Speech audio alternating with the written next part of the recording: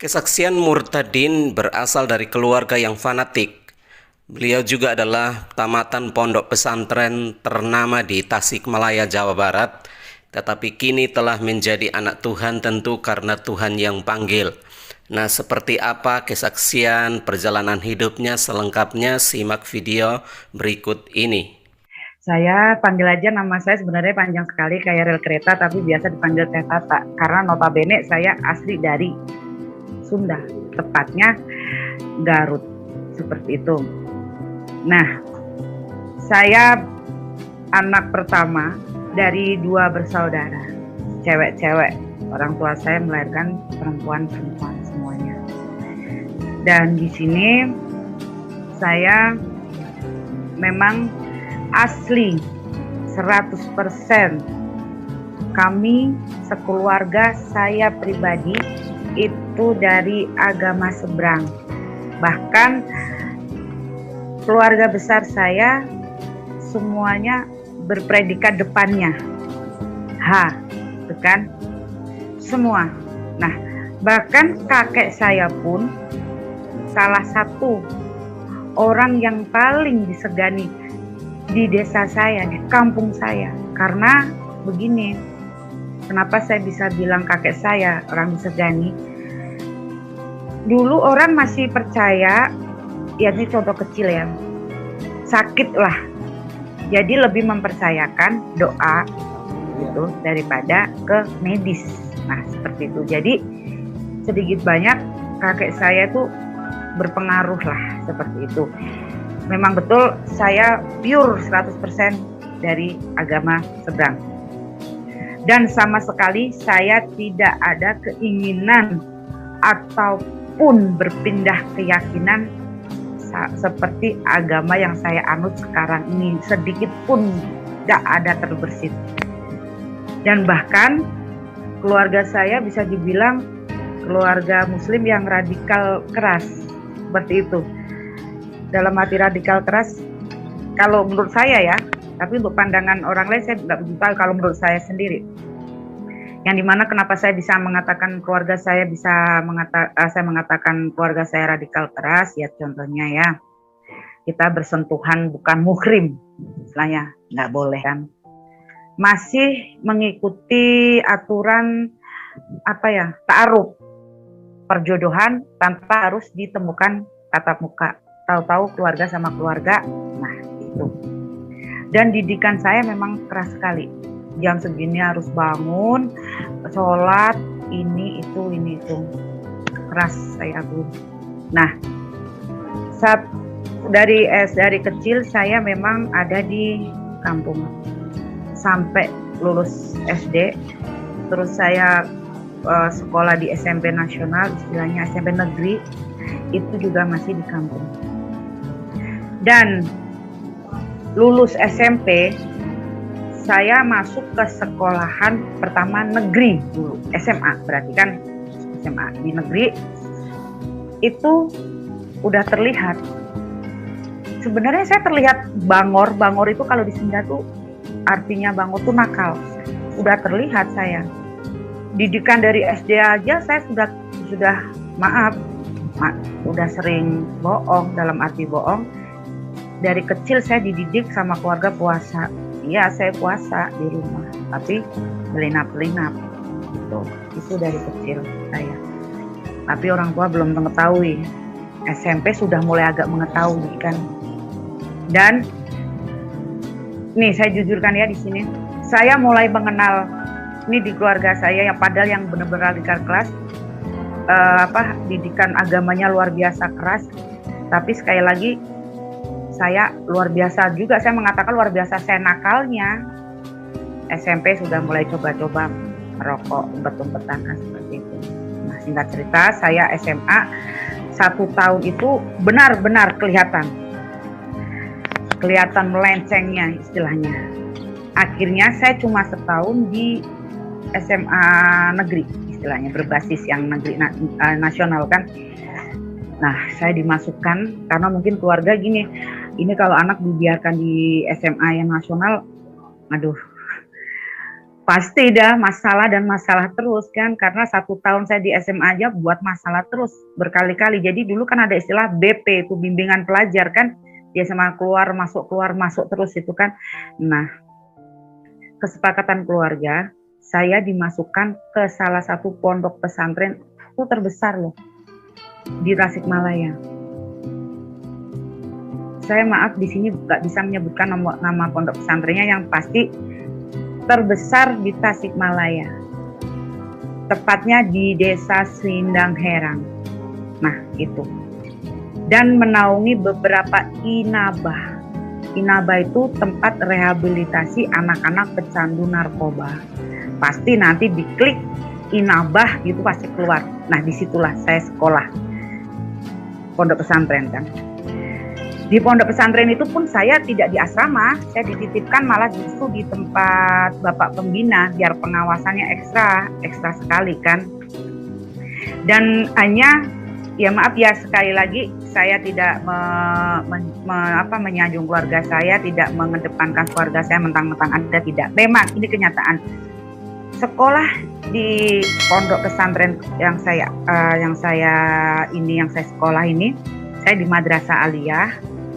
Itu kalau tidak terlalu mampu istilahnya, tidak bisa ditempatkan di bapak pembimbing, karena di pembimbing langsung itu kita itu sudah tidak mikir apa-apa, makan nyuci baju pun tidak. Biasanya kalau hanya yang standar-standar di asrama, saya ditempatkan di bapak pembimbing. Nah, saya di situ dibimbing, digembleng, jam 1:30 suruh bangun, 1:30 pagi untuk mandi tobat. Ini metode pembelajarannya, mandi tobat, terus sholat sampai nanti jam 6 pagi, istirahat sebentar, berangkat sekolah, nanti pulang sekolah, istirahat, langsung nanti sorenya harus ke masjid untuk sholat sampai selesai Isya, jadi sekitar jam 9 malam. Itu rutinitas saya. Tapi kalau saya disuruh berjamaah di masjid, kesempatan saya habis jamaah saya nongkrong di warung. Kan. Nah, di situ pembelajaran yang paling dominan kan di ajaran di agama saya dulu kan. Nah, di sini saya sama sekali nggak ada satupun yang paham saya sebenarnya. Seperti baca saya sebenarnya kalau baca Al-Quran saya bisa saya menulis bisa, cuma tapi asal ada teksnya gitu loh. Tapi kalau di luar kepala saya nggak bisa. Bahkan saya pun cuma hafal sampai sekarang, dari dulu sampai sekarang cuma 2 ayat pendek di surat Al-Quran. Nah, jadi istilah singkat saya di pondok pesantren 3 tahun, gemblengan yang luar biasa. Pokoknya luar biasa, nggak ada waktu kita untuk mau kabur atau apa, itu nggak ada. Pinter-pinternya kita aja. Gimana caranya kita kabur dari pengawasan pembina di saat kita sholat atau apa. Jadi di saat mereka pada zikir saya kabur. Kan zikirnya lama tuh, hampir ada setengah jam 1 jam kan, sambil doa terakhirnya kabur ke warung. Zikir mau habis saya balik lagi, gitu terus. Nah, sampai nextnya kelas 3. Nah, kelas 3 SM madrasah kan, saya madrasah Aliyah. Kelas 3 itu kelulusan pasti selain ada ujian tertulis, ada ujian sholat, baca surat-surat pendek atau yang di dalam Al-Quran kan. Saya nggak bisa, terus terang. Dulu selama 3 tahun di pondok, justru yang bagus nilai saya cuma bahasa Inggris, matematika, bahasa Indonesia jelas kan. Maksudnya yang basisnya ini basis benar-benar di pondok kan. Itu yang paling menonjol nilai saya, bahasa Inggris, matematika, ya itu aja. Yang lainnya yang di pondok itu pelajaran apa? Tidak pernah dapat nilai di atas 5, pasti di bawah. Karena apa? Bukannya saya tidak mau belajar, bukannya saya tidak mau menghafal, atau bukannya saya tidak niat untuk bersekolah di pondok, tidak. Karena saya aja dari hati kecil saya tidak suka disekolahkan di pondok, apalagi yang peraturannya mengekang seperti itu. Saya jadi males. Yang penting waktu itu prinsip saya menyenangkan keluarga saya. Makanya saya mau kan. Nah, singkat ceritanya, ujianlah terakhir. Ujian terakhir, saya sama sekali tidak bisa untuk ujian lisan, hafalan, terus membaca surat-surat pendek hafalan, kecuali saya sekali lagi bilang, kalau saya dikasih Al-Quran saya bisa, tapi kalau suruh hafalan saya nggak bisa. Berkali-kali. Nah, sebenarnya saya tidak lulus. Tapi pihak sekolah sekali lagi memandang keluarga saya, terutama kakek saya. Jadi bisa dibilang saya lulusnya katrolan. Pernah dengar kan kata katrolan itu? Nah, luluslah saya. Karena katrol itu, dikatrol lah istilahnya. Nah, setelah itu, masih keluarga tidak berhenti sampai situ. Saya kuliah D3 keperawatan di Muhammadiyah. Sama saja. Pembelajaran yang berbasis di agama saya dulu tidak pernah dapat nilai dari di atas 5. Yang bisa yaitu bahasa Inggris selalu menonjol saya. Intinya kan di sini harus sekolah berbasis agama saya dulu pasti 30% itu pasti pembelajaran di agama saya yang dulu. Itu sama sekali saya tidak bisa. Singkat ceritanya lagi, kelulusan sama lagi. Tidak bisa saya jalani kelulusan dengan baik. Katrolan lagi. Melihat silsilah keluarga saya, terutama kakek saya. Seperti itu. Ya kan? Nah, dari SMA saya udah di pondok 3 tahun. Ditambah lagi kuliah D3 keperawatan juga di basis yang sangat bagi saya garis keras juga. Nah, sebelum saya lanjut, saya flashback dulu ya, yang tadi saya habis lulusan SMA.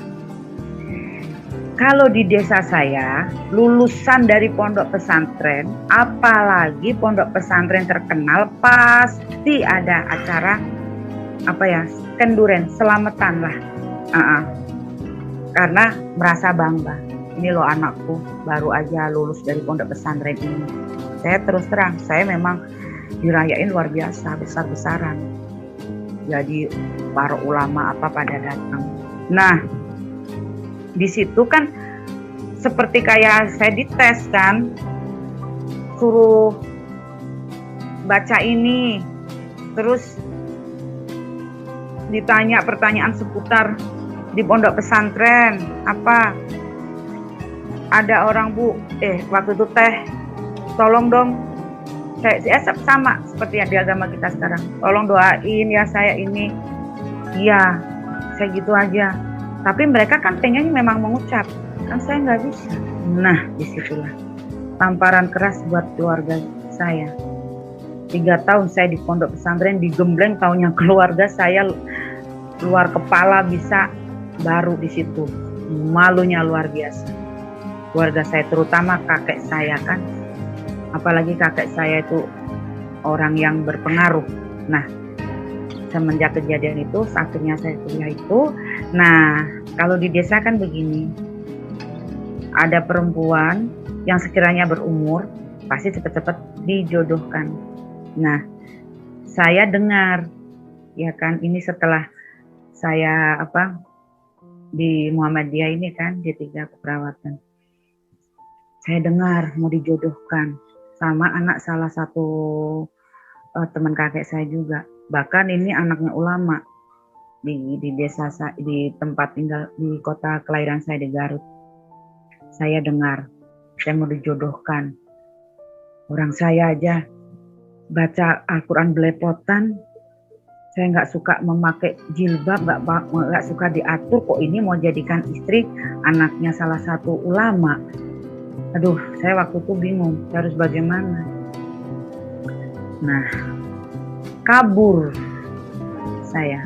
Niat kabur sudah ada, saya harus kabur daripada saya dinikahkan sama anak ulama. Saya kabur, saya memang mengambil uang ibu saya. Saya kabur tidak tahu harus kemana, tapi kenapa kaki saya melangkahkan untuk kabur ke Bali. Waktu itu kaburlah saya. Dari Garut saya naik bus. Waktu itu pasti kalau yang seusia saya yang 45 tahun ke atas itu pasti pernah dengar dong bis Apollo. Itu kan terkenal sekali dulu. Saya naik bis Apollo 3 hari 2 malam. Saya kabur, saya juga tidak tahu kenapa saya kaburnya pengen kembali, juga nggak tahu. Yang penting waktu itu saya menyelamatkan diri aja, gimana caranya biar saya nggak dijodohkan. Intinya seperti itu. Sampailah saya bersandar di Gilimanuk kan. Di Gilimanuk bisnya saya di situ, saya di daerah Gilimanuk di apa ya, di Negara. Di Negara itu saya duduk, saya nggak tahu harus kemana lagi kan, saya juga bingung. Adalah seorang ibu-ibu nampiri saya, mungkin udah ngeliatin saya, mungkin ngamati saya, kok ini anak kok duduk di situ lama sekali, mungkin gitu kan. Ngampiri saya, tanya mau kemana, dari mana ya, pertanyaan yang wajar lah, lumrah ditanyakan orang kepada kita pastinya kan. Ya saya jawab dong, nama saya ini, saya dari ini. Lah mau kemana, saya nggak tahu harus kemana, yang penting saya mau ke Denpasar. Saya taunya Denpasar aja, Bali gitu. Tapi uang saya tinggal segini, saya harus naik apa? Nah, sama ibunya itu saya ditumpangkan mobil sayur jurusan Pasar Kreneng di Bali kan. Pasti pernah dengar juga dong, Pasar Kreneng kan terkenal juga itu. Saya dinaikkan mobil sayur. Mobil sayur di Pasar Kreneng itu kan pagi, karena Pasar Kreneng itu bukanya pagi. Kalau yang malam itu penjajah baju gitu, yang pagi itu khusus sayur-sayuran lah seperti itu kan. Nah, ikutlah saya ditumpangkan itu, sampailah di Pasar Kreneng. Bingung lagi saya harus kemana kan gitu kan. Saya nggak tahu, ini kaki jalan aja, pokoknya saya jalan aja, saya jalan. Tahu-tahu saya berhenti di suatu gereja. Gereja di daerah Hayam Wuruk, ya kan. Capek saya, tanpa sengaja saya tiduran di depan. Dibangunkan saya waktu itu, dibangunkan sama penjaganya mungkin ya. Itu waktu itu kan nggak pakai baju security atau apa, kan pakai baju bebas lah istilahnya. Nah, saya ditanya kenapa tidur di sini, ya saya jawab saya kecapean. Dari mana? Ya saya jelasin lagi ke bapak itu. Bapak itu namanya Bapak David. Beliau ini yang pertama kali, ternyata dia memang penjaga di gereja tersebut. Nah, saya nggak tahu kenapa, saya mungkin saking laparnya ya, saya ngomong aja, saya lapar Pak, saya gitu kan. Diajak saya masuk ke dalam gereja, saya dikasih makan, saya disuruh mandi, suruh ganti, suruh istirahat istilahnya. Nah, setelah semuanya saya lakukan kan, ya makan, istirahat, mandi, saya dipertemukan sama Bapak Pendeta yang ada di gereja tersebut. Saya kan ditanya dari mana, nama, sampai agama pun ditanya. Waktu itu memang saya masih bilang saya muslim seperti itu kan, saya muslim. Oh ya udah nggak apa-apa gitu. Nah, saya ditawarin di situ, mau tinggal di sini, kerja di sini, membantu gereja, ya nyapu-nyapu. Saya dalam hati saya, nggak apa-apa, yang penting saya dapat tumpangan kan, daripada saya luntang lantung di nggak karuan kan. Nah, mulailah saya di gereja membantu, nyapulah apa, sampai hari Minggu setiap ada jemaat di gereja saya ngatur parkiran. Pertama kali saya mendapatkan uang dari kabur dari rumah ya dari parkiran para jemaat yang ibadah di gereja. Waktu zaman itu kan saya di tahun 99 kan, saya kaburnya dari Bali. Uang 500.000 kan besar sekali waktu itu nominalnya. Senengnya minta ampun saya. Dikasih dari jemaat itu kan. Nah, saya di situ bertemu, singkat ceritanya, saya bertemu sama Bapak Mr. J. Maaf saya nggak bisa kasih nama lengkap Mr. J. Mr. J ini dari Jerman. Beliau yang punya salah satu owner travel di Seminyak. Nah, beliau jemaat di gereja tersebut. Dari markirin terus tiap minggu. Nah, akhirnya ngobrol sama saya. Tapi beliau fasih bahasa Indonesia ya campuran. Ada bahasa Indonesia, ada Inggrisnya karena beliau sudah lama tinggal di Denpasar. Singkat ceritanya saya sebelum itu saya bertemu dulu sama pemilik owner kafe dulu. Pemilik kafe saya, ditawarin untuk kerja di kafe waktu itu. Ya saya mau aja, kenapa tidak. Nah, izin Bapak Pendeta dan Bapak Pendeta mengizinkan saya bekerja pertama kali lagi lepas dari gereja di kafe ya, selama kurang lebih ya 6 bulan lah di kafe, cleaning service lagi. Sempat saya belajar bartender karena melihat kok mereka pintar sekali mainin gelas gitu kan. Saya kepengen bisa, saya belajar. Nah, baru jadi bartender 2 bulan, ketemulah sama Mr. J ini. Sama Mr. J, dia sering ke kafe di daerah Seminyak. Tadinya ya saya hello aja, lalu lalang aja. Lama-lama saya yang memberanikan diri gitu kan, karena saya dengar-dengar beliau ini owner salah satu travel di Bali kan gitu. Nah, saya sambil bercanda, saya boleh nggak kerja di tempat di kantornya Bapak, istilahnya seperti itu kan. Nah, dia menanggapi candaan saya istilahnya. Pada waktu itu saya cuma aji mumpung aja lah gitu. Bisa syukur nggak ya juga nggak apa-apa. Tapi puji Tuhan, sambut bergayung. Saya ditawari, mau kamu kerja di kantor saya. Saya punya kantor travel di Seminyak untuk khusus wisatawan luar negeri. Ya saya mau dong, daripada saya melek terus di kafe setiap malam, pulangnya pagi terus kan. Sama di travel ini pun saya tidak langsung enak. Saya cleaning service lagi. Saya cleaning service, housekeeping lah di situ. Tapi sekali lagi, kemauan saya tuh keras. Orang bisa, kenapa saya tidak bisa? Seperti itu. Saya ngeliatin supir kan di tempat saya travel khusus mengantarkan wisatawan luar negeri. Yang ngeliatin, aduh enak sekali ya seandainya saya driver seperti mereka gitu kan. Mungkin saya uangnya banyak, kenalannya banyak, apalagi kantornya ini travelnya khusus untuk orang bule. Pikir saya waktu itu kayak gitu kan. Tapi saya mau belajar mobil dari mana? Tapi saya nggak patah semangat. Setiap malam saya memang ada salah satu security di kantor saya ini orang Jawa. Ya kan, istrinya orang Bali. Nah, di sini saya selalu minta tolong, Pak, saya mau latihan dong gitu.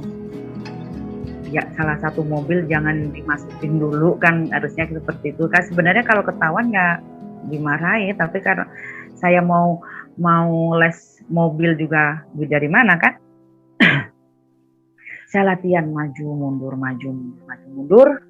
Nah, lama-lama mungkin kok ada yang bilang kan bawa mobil bisa loh gini gitu kan. Saya dipanggil, kamu bisa bawa mobil?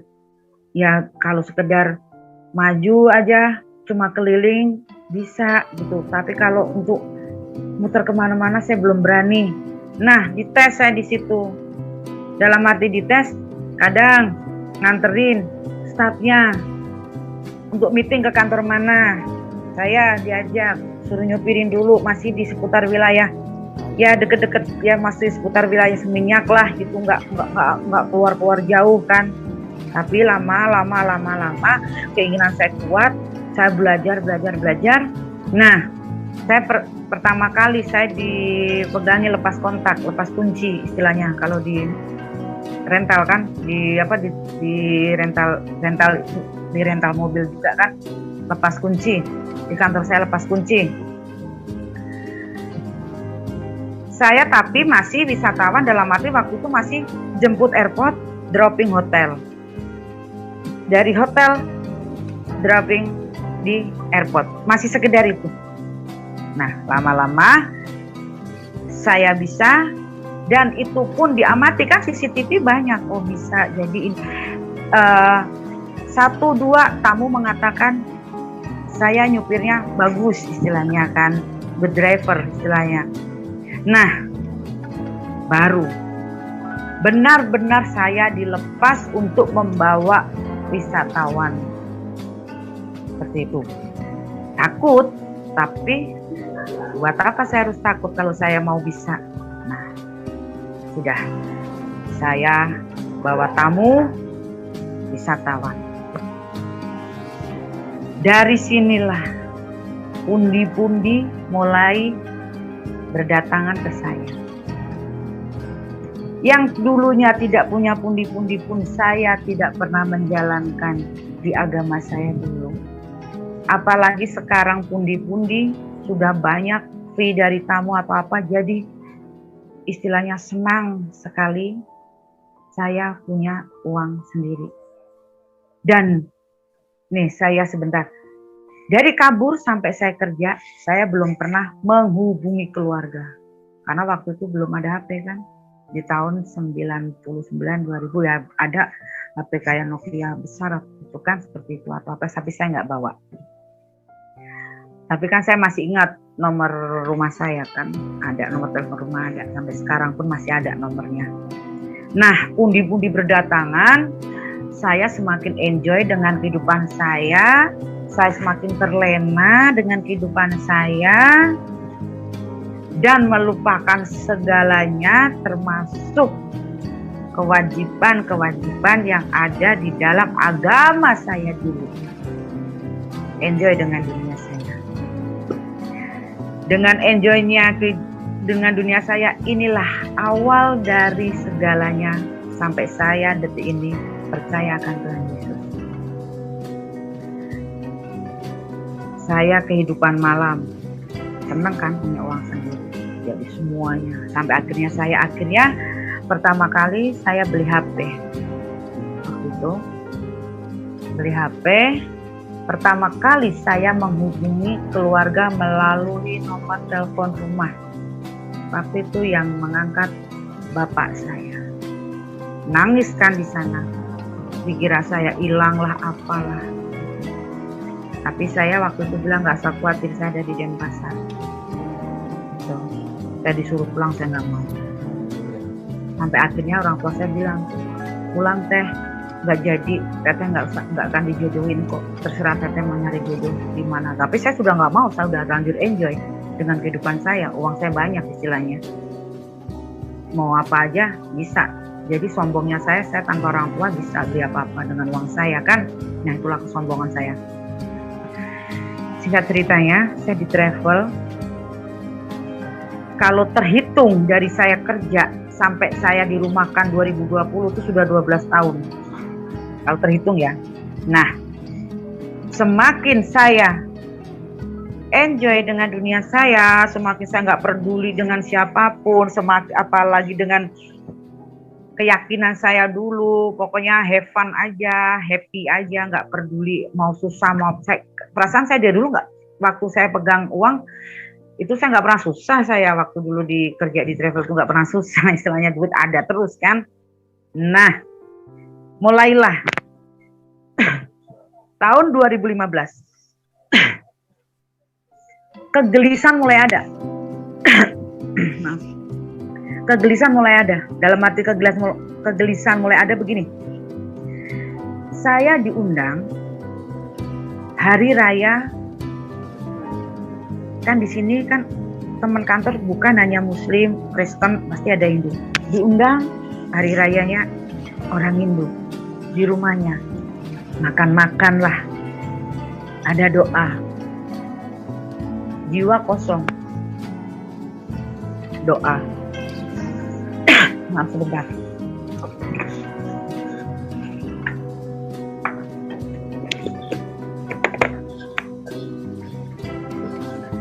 Diundang kembali saya di Natalan, teman kantor. Makan-makan kembali.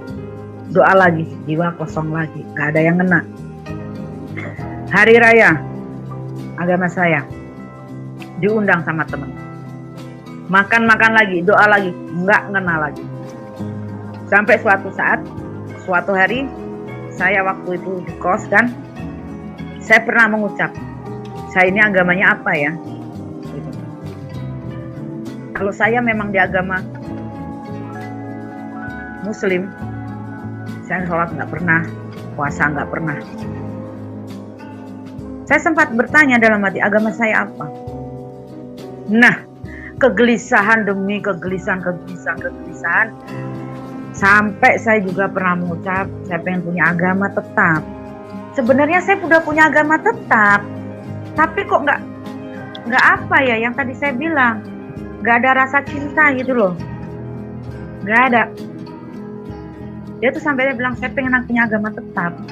Nah mungkin inilah awal Tuhan menjawab semuanya keinginan saya. Seperti itu kan. Karena saya mendengarkan doa Muslim, saya nggak ngena di hati waktu itu, doanya orang Nasrani saya juga nggak ngena, mendengarkan doa beragama Hindu saya juga tidak ngena. Jadi kosong jiwa saya.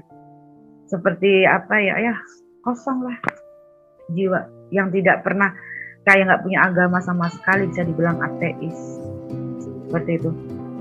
Kegelisahan demi kegelisahan akhirnya terjawab sudah dan dijawab sama Tuhan di tahun 2016. Kejadiannya saya membawa tamu satu keluarga untuk pulang ke Jogja, tapi tamu ini memakai kereta dari stasiun Banyuwangi untuk menuju ke Jogja kan. Nah, saya dropping satu keluarga di kereta di stasiun Banyuwangi. Rencana saya itu mau istirahat. Ya memang habis dropping, saya kembali lagi naik kapal lagi dari Pelabuhan Ketapang ke Gilimanuk. Memang saya sudah ada rencana. Saya mau istirahat dulu barang 1 jam 2 jam. Habis itu saya mau langsung OTW ke Denpasar. Sandarlah saya di Gilimanuk. Memang saya rehat, saya rest dulu di situ. Kan ada warung juga kan, tapi saya tidak di warung. Saya justru waktu itu setelah kerjaan saya selesai, saya kadang-kadang rest itu saya minum. Tapi sekali lagi, di saat saya menjalankan tugas, saya memang tidak pernah menyentuh hal gitu. Tapi setelah selesai, tujuan saya minum itu untuk sebentar saya tidur sejenak, biar badan saya bangun agak enakan. Seperti itu. Minum saya. Nah, minum itu saya tidur nggak bisa. gini nggak bisa. Biasanya setelah minum itu pasti saya tidur kok, enak badan, bangun juga segar. Tapi kenapa waktu itu gelisah, ini nggak bisa, pengennya kok jalan, pengennya jalan.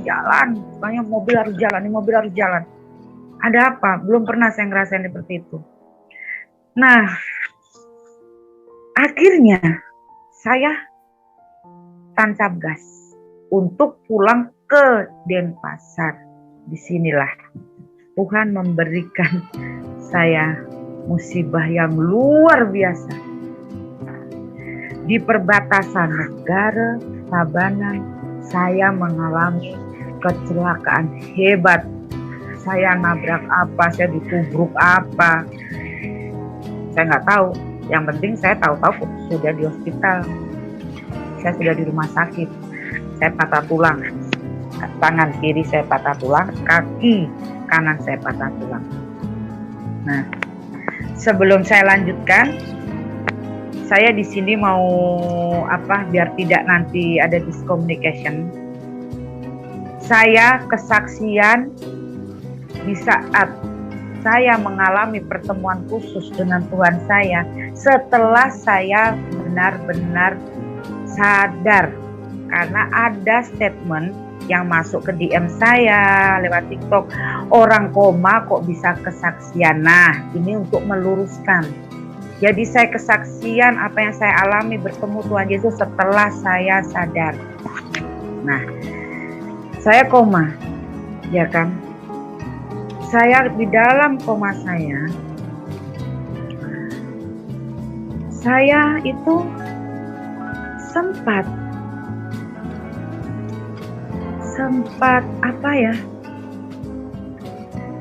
mau dibilang bermimpi, bukan bermimpi, bertemu iya, kan nggak tahu orang koma itu mimpinya bagaimana, bertemunya bagaimana. Intinya saya di dalam koma saya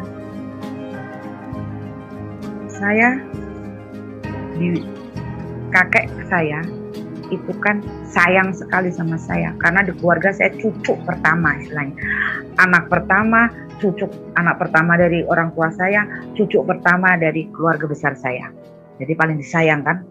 Nah, tapi waktu saya mengalami musibah ini, memang kakek sudah meninggal. Saya diajak kakek saya kalau manggil saya kan dari dulu Mang Teteh, ikut Aki itu kan bahasa Sunda kan, ikut Aki teh. Saya diajak sama kakek saya, Aki saya, yang ikutlah saya, namanya juga kakek saya, digandeng. Semakin menjauh, digandeng terus, tapi kakek saya pesan, jangan menengok ke belakang. Ya saya ngikut, digandeng terus gitu kan. Semakin saya jauh, kok semakin saya mendengar ada suara,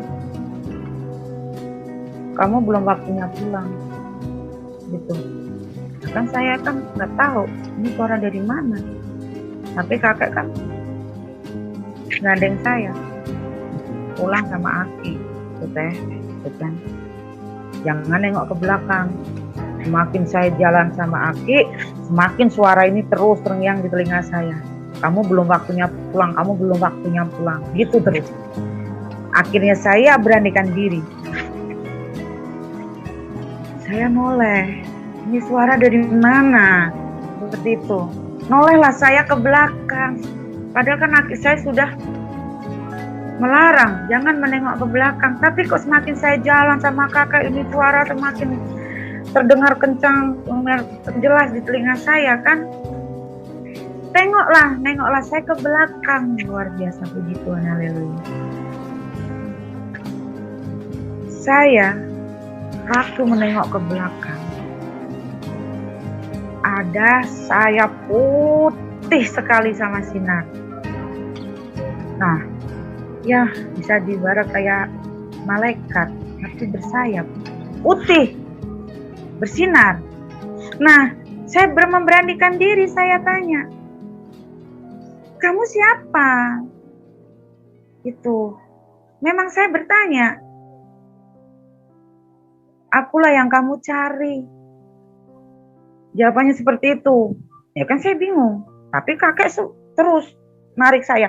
Semakin saya ditarik kakek, ini narik saya. Seperti tarik-tarikan seperti itu. Akhirnya nggak tahu kenapa kakek melepaskan tangan saya. Nah, melepaskan tangan saya juga nggak lihat lagi kakek. Entah jalan, entah apa, saya kan nggak lihat lagi. Habis lepaskan saya kan menghadap ke ini. Bisa dibilang malaikat kan yang benar-benar putih, bersih, bersayap gitu. Saya sekali lagi nanya, kamu siapa? Ya jawabannya sama, akulah yang kamu cari. Seperti itu. Kamu belum waktunya pulang. Jelas teringat di telinga saya. Nah, saya dipeluk. Pelukan yang apa ya? Luar biasa. Tenang. Damai. Saya dipeluk. Terus mengatakan sekali lagi, akulah yang kamu cari. Nah, singkat ceritanya, saya mengalami sadar yang pertama dari koma. Di sadar pertama saya katanya cuma mengucapkan, carikan saya pendeta. Heboh keluarga saya. Terus saya pingsan lagi, koma lagi katanya. Kan saya bisa bercerita setelah saya sadar kan, diceritain semua kan, saksi banyak di situ. Gak cuma keluarga saya, suster ada di situ juga kan, suster juga bersaksi waktu itu. Carikan saya pendeta. Saya tidur kembali, koma kembali, pingsan kembali saya. Saya sudah prediksi, mungkin saya bilang carikan saya pendeta, keluarga ibu, ternyata betul dari cerita-cerita keluarga saya. Nah, singkat ceritanya kembali, saya benar-benar sadar yang kedua itu. Kenapa saya bisa bilang benar-benar sadar? Karena saya melihat saya di ruangan, tangan saya diinfus, dipasang gift. Untuk tangan kan patah tulang, kaki juga saya nggak ada suster, makanya saya mengatakan saya benar-benar sadar. Nah, saya sadar bukannya saya mencari keluarga saya, tapi saya malah susternya kan waktu saya sadar kan panggil suster. Nah, susternya kan kaget kan, saya sudah sadar. Nah, suster kemungkinan mau memanggil dokter mengatakan pasien sudah sadar, tapi waktu itu saya larang, suster jangan, mau kemana? Saya mau panggil dokter sebentar. Saya pinjem HP-nya, itu. Mau buat apa? Saya pinjam, jangan panggil dokter dulu. Pinjam, saya dipinjemin. Kan HP saya rusak, nggak tahu kemana kecelakaan itu.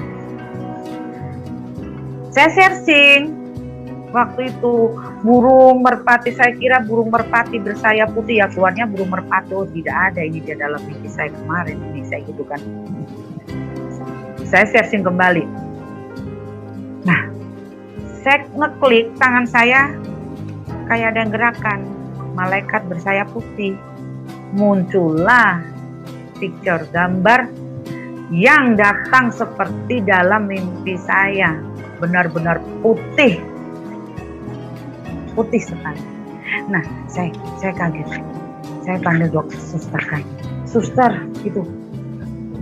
Saya ini baru sadar. Saya kan tanya kan, iya bu, ibu koma terhitung ibu sadar sekarang sudah 2 minggu. Ah, yang benar saya gitu kan.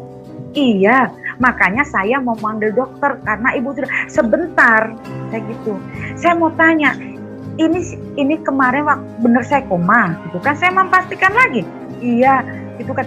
Terus saya gini, suster saya waktu kemarin koma saya didatengin ini, saya gitu lah kok baru pertama kali saya dengar itu suster.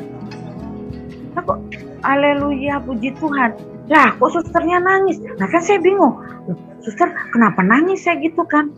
Ibu malah gantian nanya ke saya, ibu benar didatangi ini. Ya ini saya nanya kok malah gantian nanya, saya gitu kan. Iya, saya tanya, saya kemarin koma tidak? Iya bu, saya didatengin ini suster. Ngeluarin ngadasin air mata. Ternyata suster itu Nasrani. Nah, suster jawab, puji Tuhan, haleluya. Ini Tuhan Yesus, Bu, itu Tuhan saya. Bingung lagi saya putih itu kok dibilang Tuhan kan? Sudah, kita anggap angin lalu istilahnya.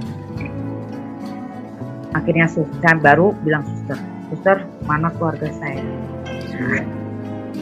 Suster manggil dokter, manggil keluarga saya, dicek. Nah, singkat ceritanya saya yang nungguin cuma tante saya. Keluarga besar saya sudah kabur.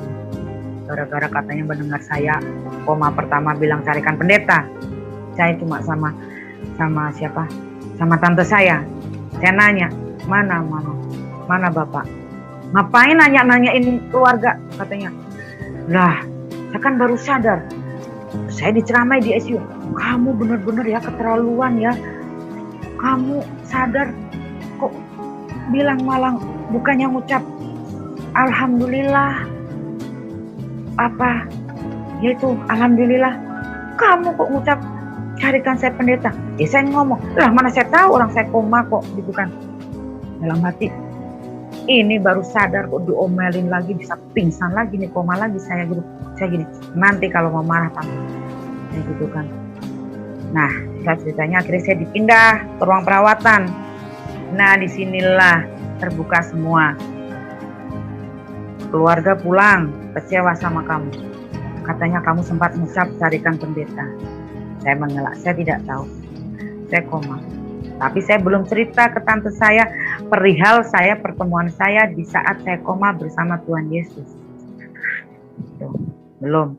Nah, singkat ceritanya kembali, saya perawatan di rumah. Jadi saya dibawa pulang dalam keadaan tapi sudah 70% sudah sehat lah. Walaupun sini masih ya dipasang gips gitu kan. Saya diajak pulang untuk perawatan di kampung. Diperketat kembali pengawasan saya. Karena kan keluarga sudah terlanjur dengar apa yang saya bilang carikan pendeta. Tapi di rumah saya tambah gelisah karena saya teringat sama omongan suster. Itu Tuhan Yesus, itu Tuhan saya. Kan saya bingung. Nah, ingat terus perkataan suster membuat saya gelisah, tambah gelisah, nggak tenang, nggak apa. Saya semangat, saya harus sembuh total nih. Karena saya memang niat, saya sembuh harus kabur untuk kedua kali. Betul. Saya sehat, benar-benar sehat fit. Saya kabur yang kedua. Saya kabur lagi yang kedua kali. Ke Bali tujuan mencari suster yang merawat saya. Memang kabur saya. Nyolong lagi uang keluarga saya, tapi lebih besar. Seperti itu, buktinya saya bisa kabur naik pesawat kok. Memang saya nyolong uang lagi, mencuri lagi. Tapi bukan uangnya orang, uang keluarga saya sendiri kan. Datang, saya landing di airport Ngurah Rai. Langsung saya naik Gojek ke rumah sakit tersebut mencari suster itu. Karena ingin meminta penjelasan atas ucapan suster yang saya baru aja sadar dari koma kan. Ternyata susternya sudah pindah, ikut suaminya pindah tugas. Saya kan tanya, saya tanya juga sama yang information kan. Itu suster itu agamanya apa? Gitu. Oh itu Kristen Bu, Nasrani. Gitu. Saya kan alasannya bilang saya ingin membalas ini kebaikan, balas budi karena suster sudah merawat saya gitu. Nah, nggak ketemu kan. Terus saya gelisah, aduh bingung saya ucapan suster kok ini Tuhan itu Tuhan, semakin gelisah nggak karuan. Saya tanya sama teman nggak tahu bilangnya. Saya tanya teman sama satu keyakinan sama saya dikatain gila.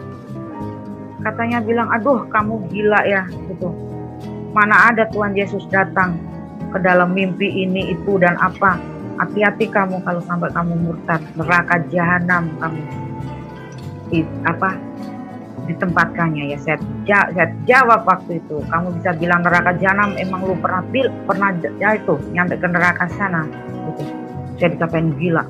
Cukup bagi saya tanya sini sana sini, saya dikatain gila, nggak ada yang nggak bisa jawab. Semakin gelisah, nggak karuan. Nah, bertemulah sama seorang ibu. Ternyata beliau ini ibu pendeta di Kristus Kasih Debes. Dia yang bukan gereja yang dulu pertama kali saya singgah, bukan.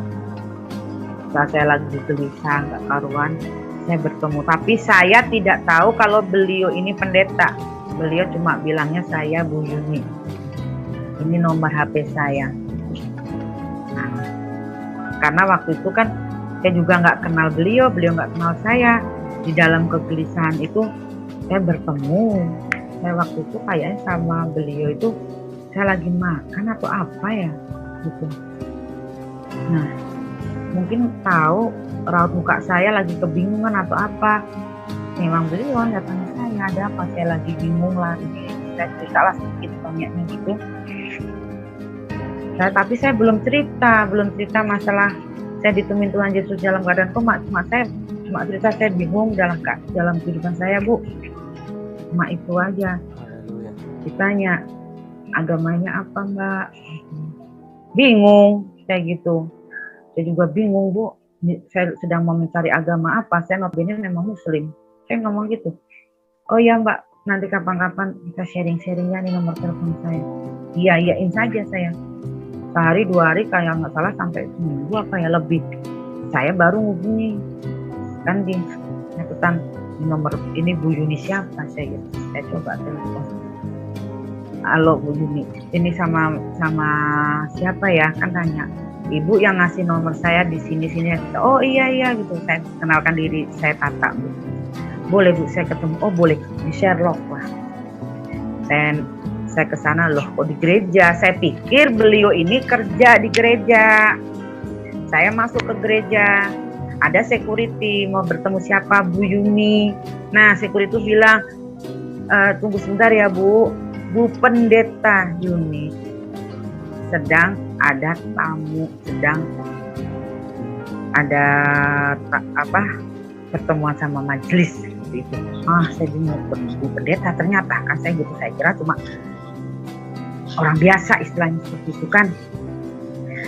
Next, akhirnya saya bertemu sama pendeta, saya ungkapin semuanya. Saya tuh paling susah nangis loh. Gak tahu kenapa ketemu ibu pendeta seakan-akan kayak ketemu apa aja.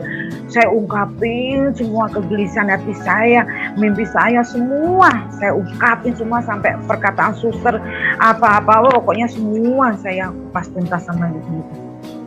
Ibu pendeta cuma waktu itu jawaban singkat tapi membuat saya luar biasa adem.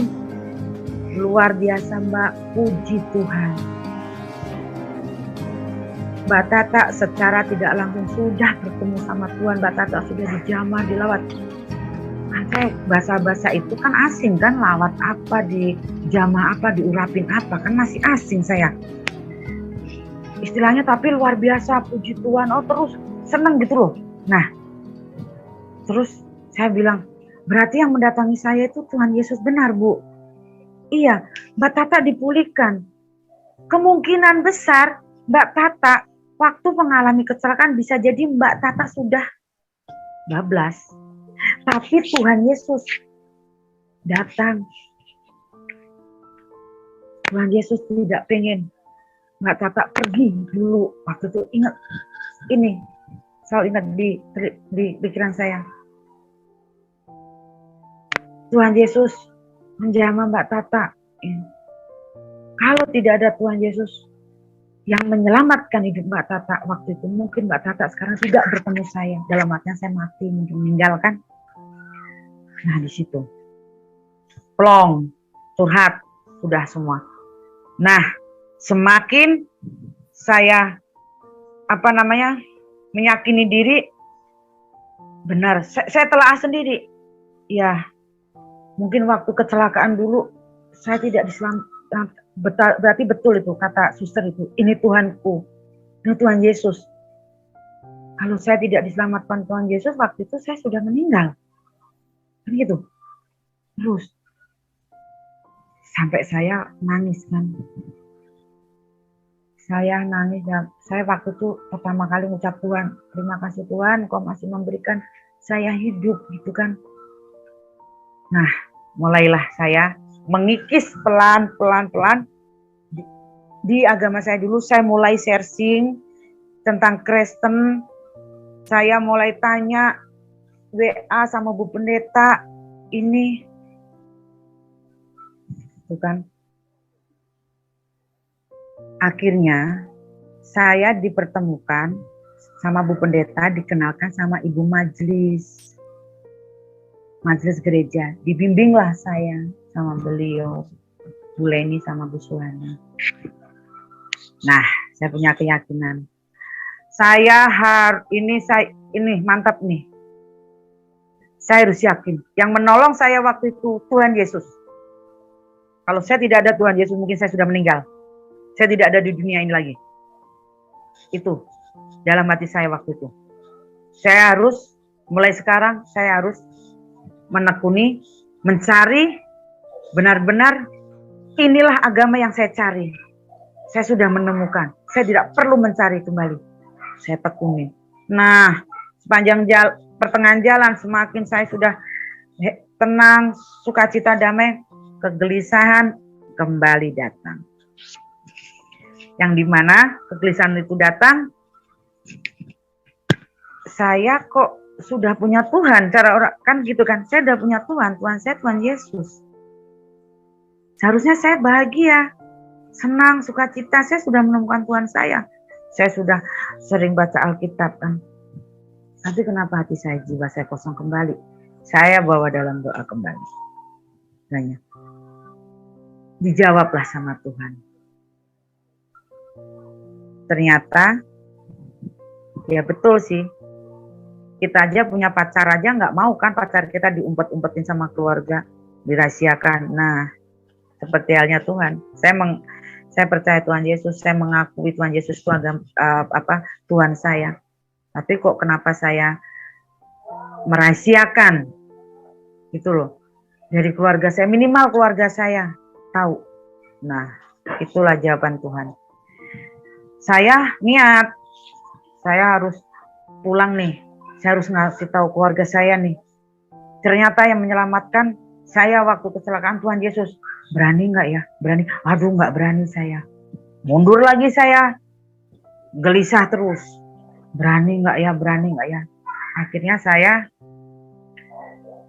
beranikan diri, saya bawa dalam doa Tuhan. Gitu. Saya tuh gini, Tuhan, saya harus pulang. Saya harus memberitakan kebenaran ini Tuhan. Karena sampai saya diberi nafas kembali sampai detik ini karena Engkau Tuhan Yesus. Mampukan saya, kuatkan saya sampai di kampung kembali untuk memberitakan kebenaran ini. Tapi di pikiran saya udah pasrah. Aduh, paling saya nanti dipukul lah, di inilah, di itulah, terus. Tapi saya sudah mantap, biarin dah. Daripada saya gelisah-gelisah terus. Pasti tapi di pikiran saya itu cuma satu, pasti saya dipukul lah, bisa-bisa nih saya gitu. Yang saya pasrah.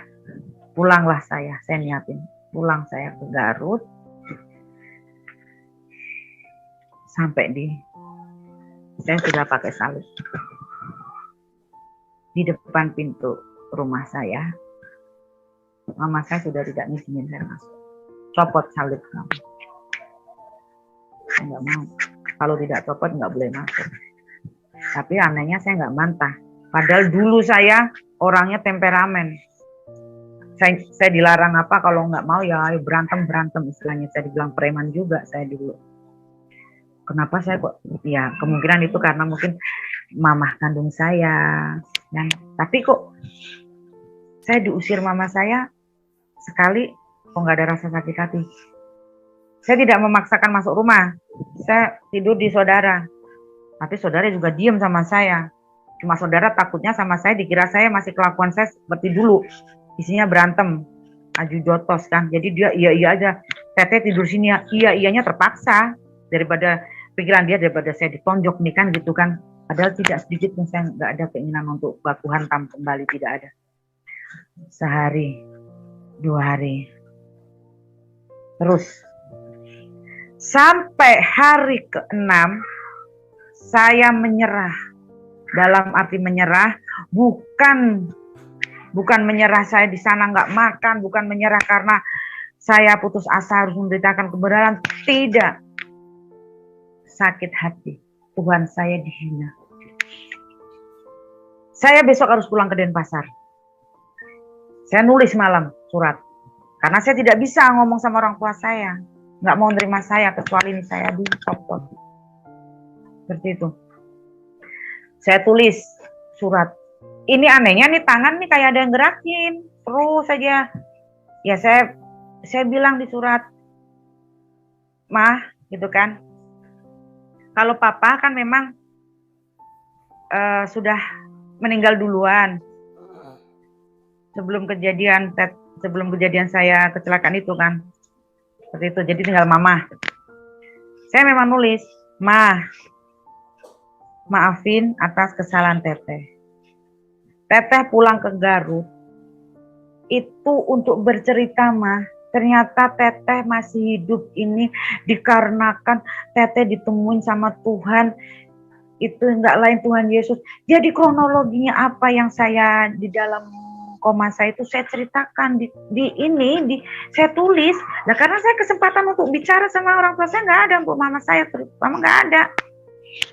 Itu kan saya tulis di situ kronologinya semua. Saya juga bilang minta maaf, Mah, gitu. Yang terakhirnya saya bilang, Mama boleh mencaci maki Teteh, menghina Teteh, ngata-ngatain Teteh, kebun binatang semua keluarkan semuanya. Bahkan Mama memukul Teteh, Mama mau apapun secara fisik Teteh terima. Tapi satu hal, jangan pernah menghina Tuhan saya, Mah. Karena Tuhan Yesus yang menyelamatkan Teteh di saat Tetehnya pas mengalami musibah waktu itu. Itu. Karena saya sakit hatinya saya mendengar Tuhan saya menyelamatkan saya dihina, itu aja. Bukan, saya tidak dendam, saya tidak sakit hati sama siapapun orang tua saya, tidak, cuma rasanya sakit gitu loh. Apa ya? Sakit aja Tuhan yang dimana Tuhan saya itu Tuhan Yesus yang sudah menyelamatkan saya, kok Tuhan saya dihina. Saya nggak terima seperti itu. Mau, aduh, saya gitu nggak kuat saya. Akhirnya setelah itu saya titipin ini surat ke saudara saya yang saya inapi. Tolong kasihkan Mama. Tapi dalam hati saya terserah mau dibaca apa tidak terserah. Saya gitu. Yang penting saya sudah kupas tuntas di surat tersebut.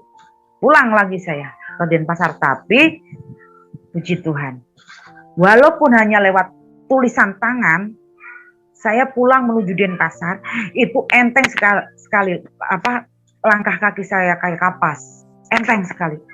Sampailah saya ke Denpasar kembali. Sampai di Denpasar kembali, saya di kos kan, lah cobaan betul-betul memikul salib luar biasa berat. Cobaan demi cobaan ada. Baru 1 bulan saya kembali lagi di tahun 2020. Pandemi kan panas-panasnya. Tapi saya masih dipakai di kantor, tapi sudah tidak ada wisatawan. Masih ada dapat gaji bulanan tidak seberapa tapi. Nah, setelah itu betul-betul SK surat keputusan dirumahkan turun. Fix 100% saya dirumahkan. Di saat saya sudah meninggalkan keluarga, sudah tidak punya apa-apa lagi. Di situ saya. Memang masih ada pegangan kan, istilahnya pesangon kan dari kantor. Tapi namanya pesangon lama-lama kan habis apa-apa lagi waktu itu PPKM, waduh PPKM darurat sekali kan. Situlah saya depresi kembali saya. Aduh, ini lama-lama uang habis untuk bayar kos, untuk makan, untuk ini. Sedangkan saya sudah meninggalkan keluarga, sudah ini, aduh.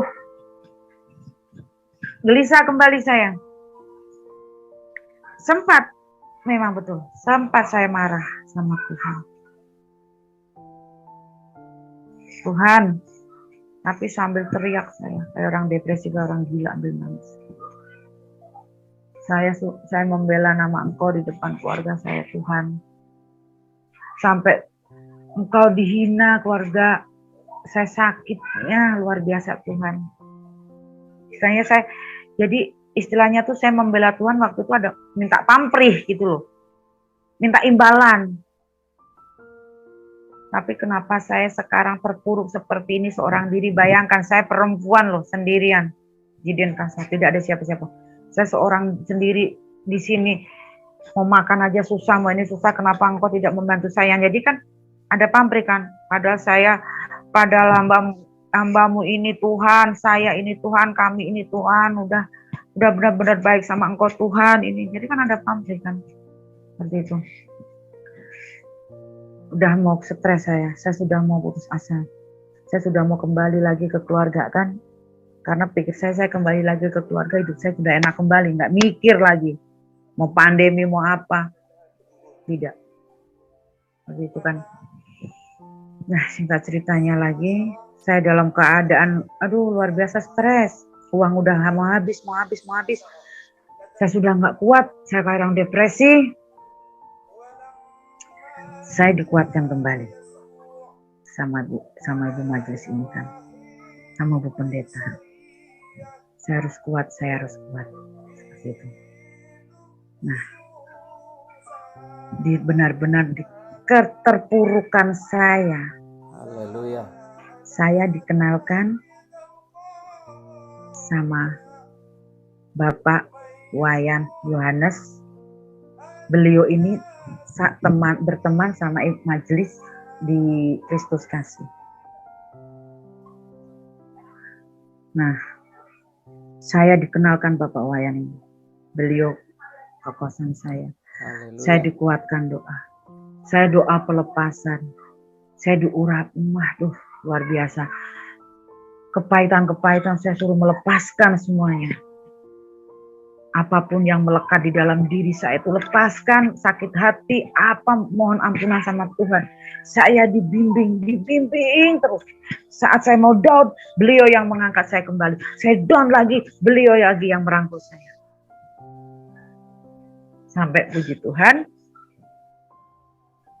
Betul, janji Tuhan itu tidak pernah ingkar. Di saat benar-benar waktu saya tadinya udah down, udah drop, sama ibu majelis saya dikenalkan Bapak Wayan, saya harus benar-benar menyerahkan penuh hidup saya sama Tuhan. Kalau saya percaya sama Tuhan, jangan minta pamrih, jangan minta imbalan, jangan minta upah lah istilahnya. Kalau benar-benar kita sudah pure percaya Tuhan Yesus, ya sudah, serahkan nyawa aja, serah. Mau diambil kapan silakan, sok aja tuh, istilahnya seperti itu. Jangan sedikit pun ada pamrih. Betul. Saya dibimbing, saya terus di penguatan doa, terus semuanya. Puji Tuhan. Saya pulih dari down saya. Pulih. Pelan-pelan. Bertemulah saya sama suami saya yang sekarang. Suami saya yang sekarang memang betul-betul Kristen. Di asli Kupang. Nah, mulailah bangkit saya. Saya bertemu dengan suami yang sekarang, waktu itu masih calon kan, dia nyemangati saya, jangan putus asa. Bapak rohani saya ini, Bapak Wayan ini juga nyemangati saya terus. Saya mau, luar biasa. Saya kalau dibilang saya belum bisa membalas kebaikan beliau. Sekali lagi di sini bukan karena hebatnya saya, kuatnya saya atau Bapak rohani saya atau suami saya, karena benar-benar Tuhan Yesus itu, saya nggak bisa kalau suruh mengungkapkan Tuhan Yesus itu memang luar biasa sangat baiknya hidup saya, yang dimana saya benar-benar sudah terpuruk di bawah, saya sudah diusir keluarga, saya dicoret dari nama keluarga saya, Tuhan. haleluya. Bahkan sampai detik ini pun saya tidak diterima. Begitu, tapi puji Tuhan, mulailah saya bangkit. Mulailah saya sama calon saya waktu itu kan, sekarang suami waktu itu masih calon. Saya diajak ke gereja. Saya penguatan doa terus sama bapak saya ini. Puji Tuhan, luar biasa. Apa yang sudah meninggalkan saya, keluarga meninggalkan saya, Tuhan kembali kasih, Tuhan memberi yang sudah hilang dalam hidup saya, yaitu keluarga baru. Akhirnya puji Tuhan, tanggal 8 Mei kemarin saya menikah sama suami yang sekarang. Dan Bapak Wayan Yohanes inilah yang jadi bapak saksi saya. Dan bahkan beliau inilah yang akhirnya jadi bapak angkat saya di Bali. Jadi saya, walaupun semua keluarga membenci saya, meninggalkan saya tidak dianggap, tapi saya di sini punya keluarga baru, Bapak Wayan Yohanes. Kalau dibilang kuat apa tidak, saya nggak munafik. Saya sebenarnya dulu sudah tidak kuat dalam keadaan perempuan sendirian, tidak kerja, nggak kuat. Kalau tidak ada Tuhan Yesus waktu itu, karena saya ini loh, ini cara waktu saya belum benar-benar mengetahui, belum paham betul Tuhan Yesus siapa, memang berpikirannya gini, iya sih dulu saya kalau waktu kena musibah, kalau nggak ada Tuhan Yesus datang, saya mungkin sudah mati nih, saya gitu. Aduh, jadi kagumnya mulai simpatiknya terus, luar biasa ya Tuhan ini ya. Saya sampai gini, kok kenapa waktu saya koma kok nggak, maaf ya, kok nggak dari agama saya yang datang ke mimpi saya ya? Kok malah Tuhan Yesus yang dimana saya waktu itu masih di agama seberang. Jadi terus semakin tumbuh. Nah disitulah kecintaan saya semakin, tapi namanya manusia, pencobaan demi pencobaan ada, terkadang down yang saya bisa ceritakan. Tapi puji Tuhan, banyak yang masih mengejar saya. Dalam artian, kamu berpindah keyakinan apa karena laki-laki? Tidak. Saya kenal suami saya, sekarang saya sudah pakai salib. Ada juga yang mengejar. Apa karena makanan, harta, tata? Lah kalau harta ngapain saya harus repot-repot kos, sepetak, hidup susah, istilahnya makan seadanya. Mending kalau harta, mendingan saya pulang ke kampung saya, ke Garut saya, enak hidup saya. Warga saya bisa nyukupi saya. Ada juga yang bilang, apa karena satu kardus Indomie lah, gitu kan. Banyak di situ. Menjat saya ngina. Jadi sekali lagi, kalau memang di sini ada yang menonton kesaksian saya, semoga terberkati semuanya.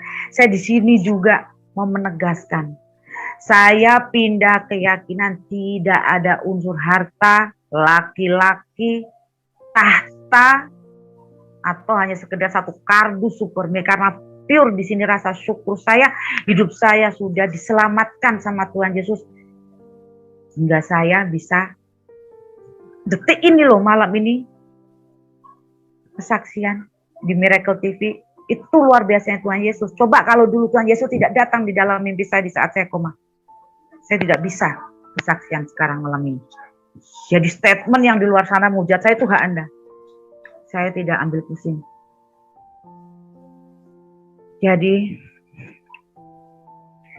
saya aja ya, sampai detik ini terkadang saya belum percaya. Kok Tuhan bisa ngubah hidup saya luar biasa. Saya dulu hidup di jalan kan supir. Berantem. Mabok. Narkoba. Dunia malam, santapan setiap hari, dan ini seluruh tubuh saya bertato semua. Tapi semenjak Tuhan Yesus pulihkan hidup saya percaya Tuhan Yesus, saya jadi pengikut Tuhan Yesus, saya dibaptis, saya menikah, menemukan keluarga baru. Saya sekarang memakai baju terbuka kelihatan tato, kok rasanya risih gitu loh. Itu risih sekali. Dan banyak juga yang bilang ke saya, "Teteh, kok gemukan ya?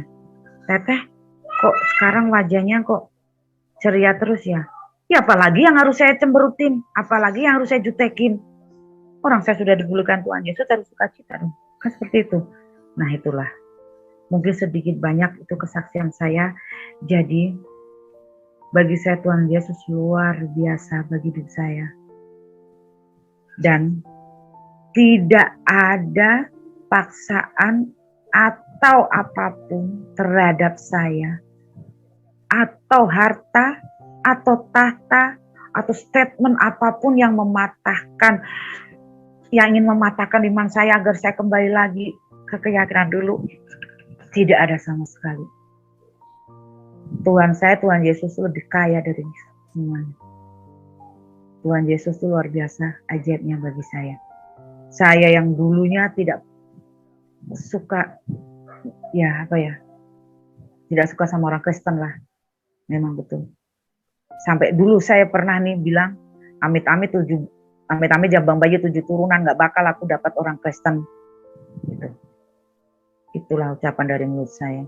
Ternyata justru Tuhan yang dulu pernah tak katain amit-amit jabang bayi saya 7 turunan gak akan jadi orang Kristen.